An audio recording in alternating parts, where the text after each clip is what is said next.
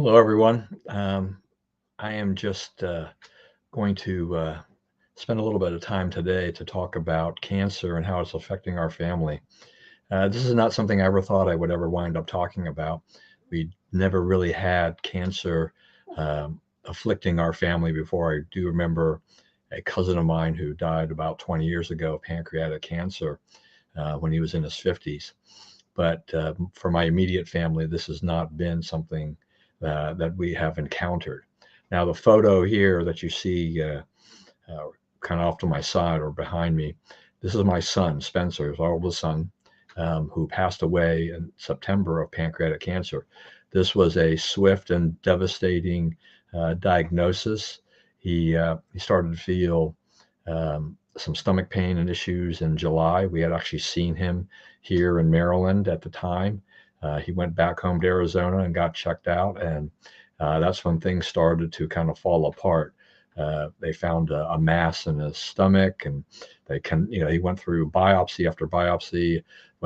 Had the CT scan, had the PET scan. Unfortunately, by the time this was diagnosed, he was in really bad shape. He was at stage 4.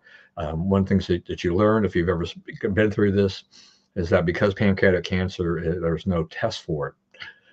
By the time it is diagnosed, by the time the symptoms tend to surface, you're at stage 3 or stage 4. And anyway, you can survive that for a period. I mean, but the survival rates are very low for the 2 to 5 year period.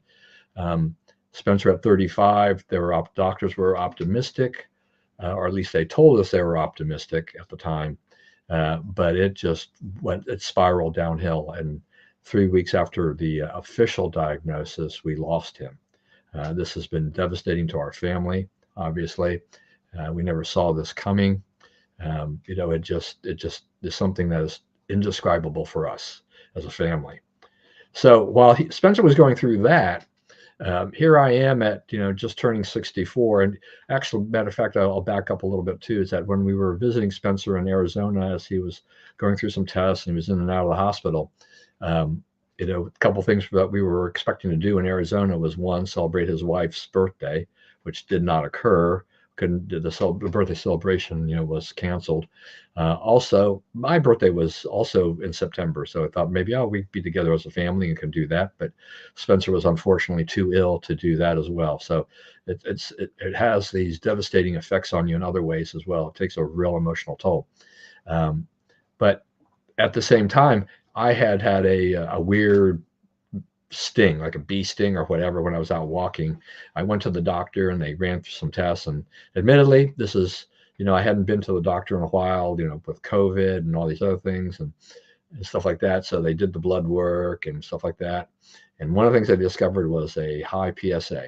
So tried some drugs, maybe thought it was maybe an infection, went back, in between all of this, I went back and, it was still elevated. So I was then referred to a urologist. So some of my greatest fears started to come to pass with that. Urologist was great, scheduled a biopsy, which was not a lot of fun, but not as bad as I thought it could be, was going to be, and then came back with cancer enough that I now need treatment. And it's not just drugs, but it's going to be radiation and drugs, hormone therapy and everything like that. So, if you think you're all manly and everything like that, well, prostate cancer will kind of just take an axe to that, or take a whack out of that, and take you down big time. So I have, as I've been going through this process, as it's been developing, I've had a shot of Eligard, and so that is going to lower my testosterone, which is what is feeding the cancer. I had, the highest Gleason score I had was 9. 10 is bad. When I went to see the cancer doctor to start looking at the treatment plan, one of the things there is that looking at 45 days of radiation starting, about the middle of January or thereabouts. So that's not going to be fun.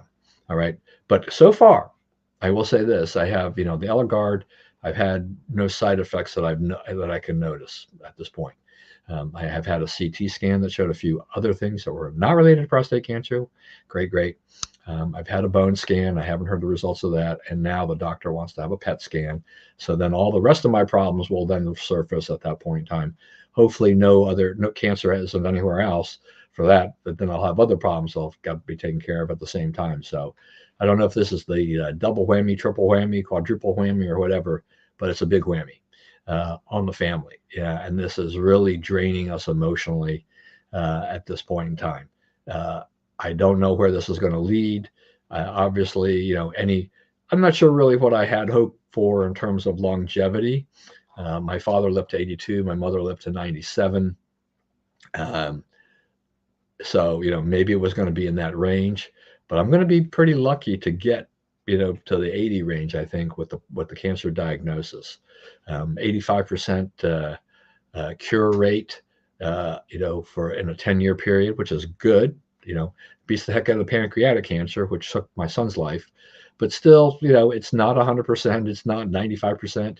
And I may need, they may up the treatment a little bit, which will just, who knows what. I mean, I'm going to be crossing my fingers, and I could use your prayers that any side effects I have will be minimal, or I will not have some of the standard side effects, because my quality of life is going to change dramatically once I start radiation. That's pretty much, I think, the bet there. But how much that really changes will depend upon how this treatment goes. My physiology, maybe it's good. Maybe some other things are going to be working in my favor, and I'll be okay. I won't be as fatigued, or I won't have some of the other symptoms that are just not desirable for any of those who are familiar with prostate cancer or prostate issues. Look it up.